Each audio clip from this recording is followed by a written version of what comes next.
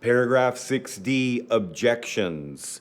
This is also a paragraph that is misunderstood a lot by agents in the industry because there's a blank here that says the buyer may object in writing to any defects, exceptions, or encumbrances found in the survey or in the title commitment which prohibit the following use or activity.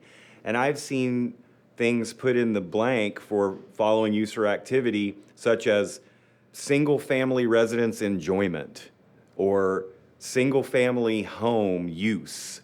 Well, there's never going to be anything in a title commitment or a survey that's going to prohibit enjoyment of the single-family residence. What you need to put in there are things that are germane or potentially germane to that particular transaction, and I'll give you an example. Many years ago, I had some buyer clients who wanted to buy a property that either had a pool or the ability for them to install a permanent in-ground pool. And we found a house that had a beautiful backyard, no pool, but plenty of room for one. It would have looked great back there. So I called the listing agent and asked him, and this agent had been in the business forever and is an awesome agent, just simply dropped the ball on this one. I asked the agent, do you know of anything that would prevent them from being able to put in a pool? No, nothing like that.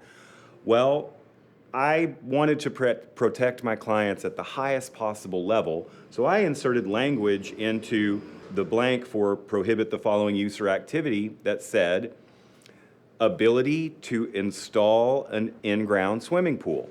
And then within how many days, I put 2 days. Well, guess what? When the title commitment came back, it turns out that a portion of that backyard had not been part of the original plat. Somewhere in the chain of ownership, a seller had approached his backyard neighbor and said, hey, would you be willing to sell a portion of your land to us?